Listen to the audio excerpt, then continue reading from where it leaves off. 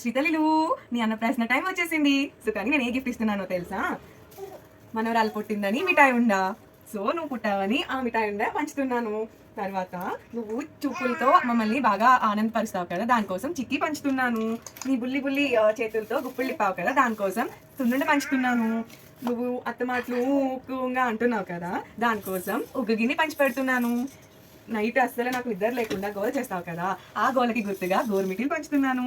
నీ అందమైన ముఖంలో ఆ నవ్వుతో మమ్మల్ని ఎంతో ఆనందపరుస్తావు కదా, ఆ క్యూట్ స్మైల్ కోసం నేను నువ్వులు అచ్చి పంచుతున్నాను. నువ్వు మంచం మీద బోల్తా పడుతున్నావు కదా, దానికోసం బొబ్బట్లు పంచుతున్నాను. నచ్చిందా? రోజు లొట్టలు వేస్తావు కదా నేను తిన్నప్పుడు, దానికి గుర్తుగా లాలీపాప్స్ పంచుతున్నాను. నువ్వు తెగ ఆడుతూ బెలూన్స్ బూ బూ బూ అంటావు కదా, దానికోసం బెలూన్స్ పంచుతున్నాను.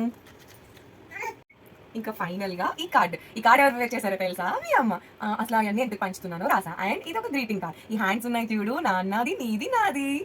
సో ఇంకా ప్యాక్ చేసేద్దాం బ్యాగ్ని. ఇది ఒక రిటర్న్ గిఫ్ట్. ఇంకో రిటర్న్ గిఫ్ట్ చూసేద్దామా?